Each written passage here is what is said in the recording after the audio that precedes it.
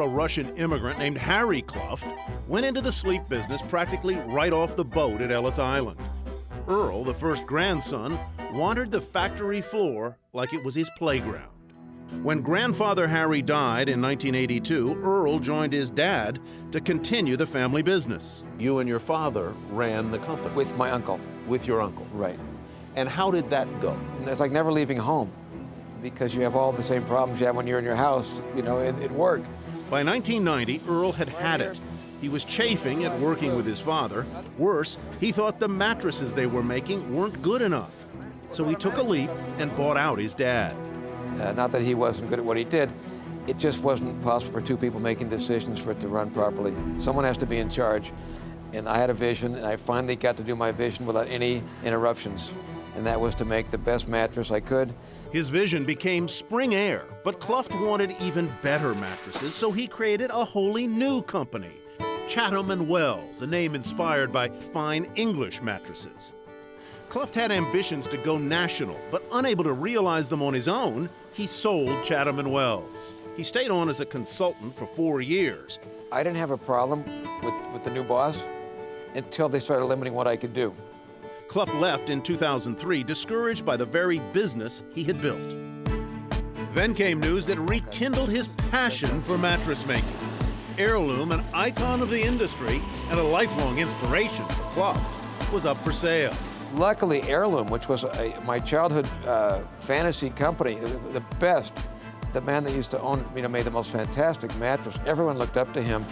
So in 2004, Kluft bought the rights to the company's name. What was missing was the craftsmanship that had made Heirloom the choice of movie stars and presidents. And I walked in Heirloom for the first time, and I love the smell of cotton in the air, you know, and all this. They use a lot of cotton.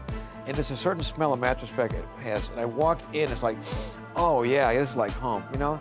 And it was a small little place then, and it was, you know, who cares? I can make this work, I love this. After I got there, I had no idea how far they'd let the company deteriorate on quality, on everything. The problems were massive. All the pizzazz was gone. They hadn't redesigned a mattress in years. They were living off the old-fashioned designs, and they'd done nothing really but just kind of milk the brand.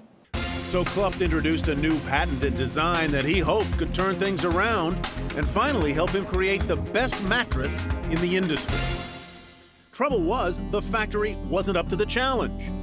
They couldn't remember, you know, almost anything they used to do. We had to retrain them on everything. Earl knew he had to make a change, one that would signal he had every intention of making the best mattress money could buy. We had a one-year-old business, and I knew we had to move into something really fantastic, a showplace. We bought dirt, we constructed the building. Once our customers would come visit us, we'd drive them over, even when they just saw the dirt and then they saw the construction, they go, okay, this guy's serious. Then they thought I made it for the long haul. But few customers started lining up for new expensive mattresses, patented design or not. With his new factory in the middle of construction and his operations still confined to the small Heirloom building, Earl decided to take some time off and travel to New York City. He'd heard Bloomingdale's was searching for a high-end manufacturer willing to make something different, a little pricier. 3 models that could sell for $6,000, $8,000, and $10,000 apiece. On a whim, Earl called a Bloomingdale's rep. I was in New York visiting my daughter who lives there, and I called him, introduced myself. He, of course, he knew who I was, he said, hey, when do you get to New York? How often do you come here? Well, actually, I'm here now. Really, when can you come see me? I said, when would you like me? He goes, how about right now? I went straight to his office. We sat down. The chemistry was incredible. And from that point forward, we started the relationship. Your grandfather came here from Russia. He settled in Baltimore. Right. Do you think he could have imagined this? His craft was hand side stitching mattresses. He would love this.